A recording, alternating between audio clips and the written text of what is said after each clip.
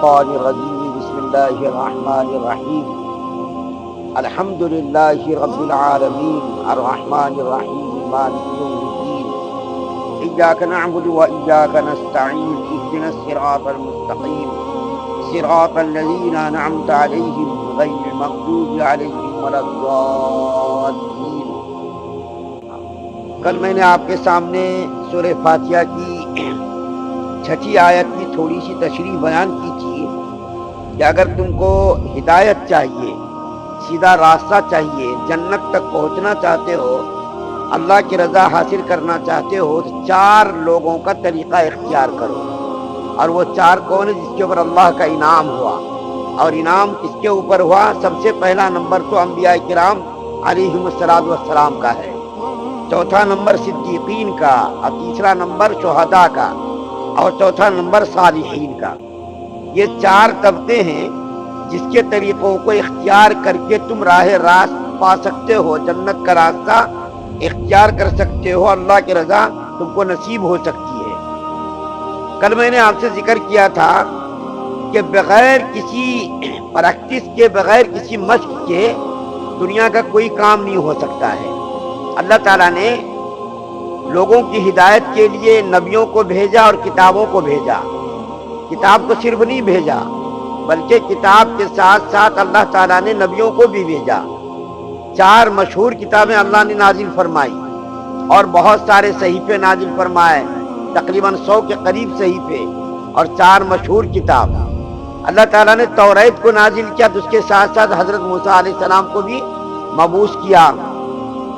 زبور کو نازل کیا تو حضرت داؤد علیہ السلام کو ساتھ میں نازل کیا۔ انجیل کو اللہ تعالیٰ نے نازل کیا تو اس کے ساتھ ساتھ حضرت عیسیٰ علیہ السلام کو بھیجا۔ قرآن پاک کو اللہ تعالیٰ نے نازل فرمایا تو اس کے ساتھ ساتھ محمد رسول اللہ صلی اللہ علیہ وسلم کو بھی بھیجا۔ کیوں؟ تاکہ قرآن پاک اور کتابوں کے ساتھ ساتھ جو کچھ بھی ہے اس کو عمل کرنے کا طریقہ نبی کے ذریعے سے معلوم ہو جائے۔ اگر اللہ تعالیٰ صرف کتاب بھیجتے تو آدمی کو عمل کرنا مشکل ہو جاتا۔ ہر آدمی اپنی مرضی کے مطابق قرآن پاک کا مطلب بیان کر لیتا، قرآن پاک خود غرضی کے لیے اس کو استعمال کر لیتا۔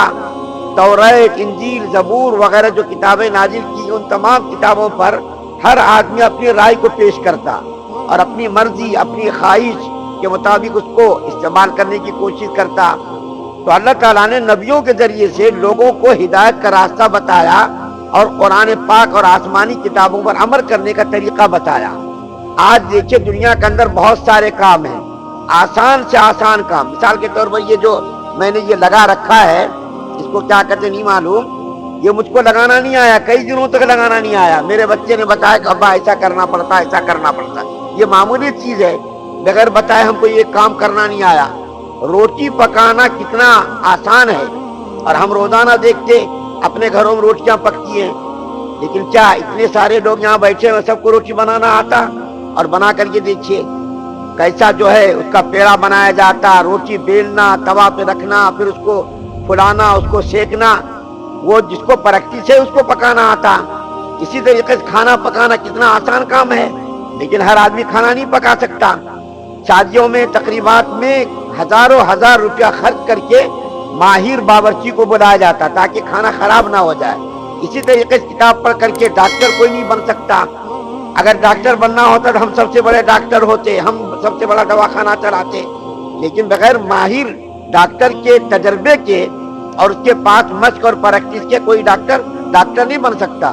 اسی طریقے سے گاڑی چلانا کون سا بڑا مسئلہ ہے، لیکن پھر بھی اس کے باوجود گاڑی نہیں چلا سکتے، اور اگر چلائیں گے بھی تو ہم خود بھی ماریں گے، دوسروں کو بھی ماریں گے، کیونکہ ہمارے پاس تجربہ نہیں ہے۔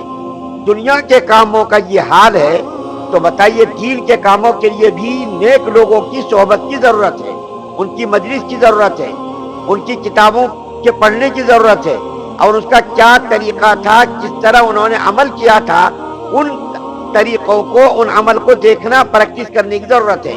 مثال کے طور پر دیکھیے قرآن کے اندر اللہ تعالیٰ نے فرمایا اقیموا الصلاۃ، نماز ادا کرو۔ تو صلاۃ کے کئی معنی آتے ہیں، ایک معنی تو آتے درود کے، ایک معنی آتے رحمت کے، ایک معنی آتے استغفار کے، بہت سارے معنی آتے ہیں۔ تو اگر کوئی آدمی یہ کہے کرے قرآن کے اندر ہے صلاۃ کے معنی کہ درود پڑھ لیا کسی نے، استغفار کر لیا کسی نے، اور جو ہے حضور صلی اللہ علیہ وسلم کے اوپر درود بھیج دیا تو نماز ہو گئی. لیکن اس کو نماز کوئی نہیں کہتا. کیوں نہیں کہتا؟ کہ یہ نماز کے معنی تو لغوی معنی تو ہیں، لیکن شرعی معنی یہ نہیں ہے. نماز ایک طریقہ ہے، کیا ہے؟ خاص طریقے سے نماز ادا کرنے کا نام صلاۃ ہے. وضو کرنا، کپڑوں کا پاک ہونا، جسم کا پاک ہونا، جگہ کا پاک ہونا، قبلے کی طرف رخ کرنا، ہاتھ ایسا باندھنا. کہاں باندھنا؟ ہاتھ باندھنے کے بعد جو ہے کیا پڑھنا؟ ثنا پڑھنا. ثنا پڑھنے کے بعد اعوذ باللہ بسم اللہ پڑھنا، سورہ ملانا. اس کے بعد رکوع کرنا، رکوع میں کیسا ہاتھ رکھنا، سر کہاں رکھنا، سجدہ کرنا. یہ سب طریقہ کہاں سے معلوم ہوتا؟ نبی کے ذریعے سے معلوم ہوا. اسی طریقے زکوٰۃ ہے. زکوٰۃ کے معنی کیا ہے؟ پاک کرنا. زکوٰۃ کے معنی کیا؟ پاک کرنا. لوگ اگر مال کو نکالنے، جیسا ہندو لوگ دیوالی کے موقع پہ نکال لیتے، پوجا کر لیتے، اس کو پھر خزانے میں جمع کر دیتے. اگر کوئی آدمی زکوٰۃ کے معنی لغوی معنی سمجھ کے کہ زکوٰۃ کے معنی پاک ہے نا، ہم مال کو لائے، اس کو اچھا صابن سے رگڑ کر کے دھو کر کے پھر خزانے میں رکھ دیے، تو لغوی اعتبار سے صحیح ہے، لیکن شرعی اعتبار سے اس کو زکوٰۃ نہیں کہتے. زکوٰۃ ایک خاص عمل کا نام ہے. اتنا پیسہ ہو، سال گزر جائے، اتنے پیسوں میں اتنی زکوٰۃ، 1000 میں 25 روپیہ، لاکھ میں 2500. جانوروں کی زکوٰۃ الگ، مال کی زکوٰۃ الگ، اور اچری زمین ہے اس کا اچر الگ. یہ کہاں سے معلوم ہوا؟ یہ نبی کریم صلی اللہ علیہ وسلم نے ہمیں کر کے بتایا.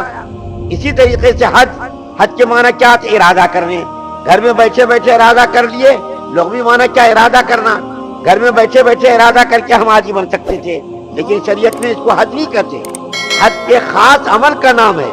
مکہ جانا ہے، مینا جانا ہے، مزدلفہ جانا ہے، عرفہ جانا ہے، اور حج وداع کرنا ہے. یہ کام کرنا، کنکریاں مارنا، یہ سب کہاں سے معلوم ہوا؟ نبی کریم صلی اللہ علیہ وسلم نے یہ پورے اعمال کر کے بتائے. اگر یہ اعمال ہمیں نبی کریم صلی اللہ علیہ وسلم نے کر کے نہ بتایا ہوتا، ہمیں کیا معلوم ہوتا؟ نماز کیا ہے، زکوٰۃ کیا ہے، حج کیا ہے. اللہ تعالیٰ نے قرآن کے اندر ان احکامات کا حکم تو دیا، لیکن اس کا طریقہ کیا ہے؟ نبی کریم صلی اللہ علیہ وسلم نے وہ عمل کر کے بتایا. اس کے بغیر ہمیں معلوم نہ ہوتا. میں آپ کو ایک واقعہ بتاؤں جس سے پتا چلے گا کہ بغیر عمل کے، بغیر بتائے کوئی کام ہو ہی نہیں سکتا. نہ دنیا کا ہو سکتا اور نہ دین کا ہو سکتا. قاری طیب صاحب رحمۃ اللہ علیہ، جو دارالعلوم دیوبند کے تقریباً 50 سال پرنسپل رہے، محتمم رہے، 50 سال تقریباً.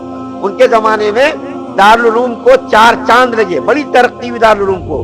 ان کے بارے میں آتا ہے کہ مرتبہ مشکات شریف جو حدیث کی بہت معتبر کتاب ہے، حدیث شریف ہم پڑھ رہے تھے. ہمارے والد صاحب قاری احمد صاحب رحمۃ اللہ علیہ، جو مولانا قاسم نانوتوی رحمۃ اللہ علیہ کے بیٹے تھے، تو پڑھا رہے تھے حدیث. اس کے اندر نماز کا طریقہ آیا، تو ہمارے والد صاحب نے نماز ادا کر کے بتایا. کیسا قیام کرنا، کیسا ہاتھ باندھنا، کیسا رکوع کرنا، کیسا سجدہ کرنا، پورا طریقہ کر کے بتایا وہیں پر سبق پڑھنے کے دوران. تو قاری صاحب کہتے ہیں میں نے پوچھا والد صاحب سے، یہ تو بالکل آسان عمل ہے، اس میں آپ کو عمل کر کے بتانے کی کیا ضرورت، پریکٹیکلی کرنے کی کیا ضرورت تھی؟ تو قاری صاحب رحمۃ اللہ علیہ والد صاحب نے کہا کہ میرے والد صاحب یعنی مولانا قاسم نانوتوی رحمۃ اللہ علیہ جب حدیث پڑھا رہے تھے، اسی حدیث پر انہوں نے یہ کام کر کے بتایا تھا. نماز کیسا پڑھنا، پورا طریقہ بتایا تھا. ہاتھ کیسا باندھنا، کہاں پر کیا پڑھنا، تشہد کیسا کرنا، پورا عمل کر کے بتایا تھا. تو میرے والد صاحب نے بھی پوچھا تھا اپنے والد صاحب سے، حضرت یہ کام کر کے بتانے کی کیا ضرورت، یہ تو بالکل آسان عمل ہے، اس میں کوئی مسئلہ نہیں ہے. تو میرے والد صاحب یعنی مولانا قاسم نانوتوی رحمۃ اللہ علیہ فرماتے ہیں، میں جب اپنے استاد سے حدیث پڑھ رہا تھا، یعنی مولانا عبد الغنی مجددی رحمۃ اللہ علیہ سے، تو جب اس وقت یہ حدیث آئی تھی، اس حدیث کے وقت بھی انہوں نے یہی عمل کر کے بتایا تھا. یہ عمل کر کے بتایا تھا کہ طریقے سے نماز پڑھی جاتی ہے. تو ان کے شاگرد نے بھی یہی سوال کیا تھا، پھر انہوں نے یہی جواب دیا کہ میرے استاد نے یہاں پر یہ عمل کر کے بتایا.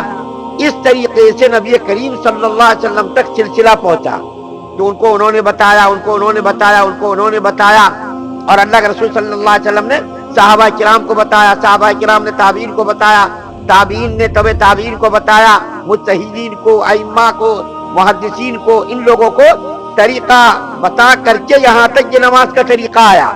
اگر یہ طریقہ نہ بتاتے تو کیسا کوئی ہاتھ یہاں باندھ لیتا، کوئی ہاتھ یہاں باندھ لیتا، کوئی کیسا کر لیتا، کوئی رکوع کیسا کر لیتا، اس کو معلوم.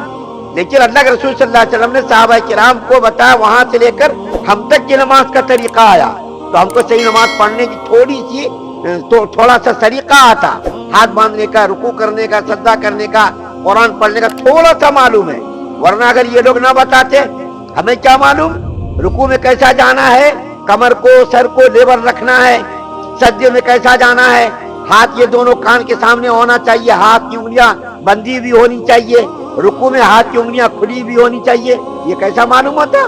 نماز کے اندر 52 سنتیں ہیں، ان 52 سنتوں کا ہمیں کیسا علم ہوتا بتائیے آپ؟ تو جب تک پریکٹیکلی طور پر آدمی کے سامنے نہ آ جائے نمونہ، اس وقت تک آدمی عمل کر ہی نہیں سکتا، چاہے دین کا عمل ہو چاہے دنیا کا عمل ہو۔ دنیا کا عمل معمولی عمل بغیر پریکٹس کے ہم کو نہیں آتا، ہم اس کے اندر خطا کر جاتے، ٹھوکر کھا لیتے، اور کچھ بھی ہو سکتا، نقصان ہو سکتا۔ جب دنیا کا یہ حال ہے تو دین کے اوپر بغیر اولیاء اللہ کے، بغیر انبیاء کرام کے طریقوں کے معلوم کیے ہوئے، بغیر شہداء کے طریقوں کو معلوم کیے ہوئے، بغیر صالحین کے طریقوں کو معلوم کیے ہوئے ہم کو کیسا معلوم ہوتا؟ کیونکہ وقت کی بڑی قلت ہے، گنجائش زیادہ نہیں ہے، انشاءاللہ اس کے اوپر تھوڑی سی روشنی کر ڈالی جائے گی۔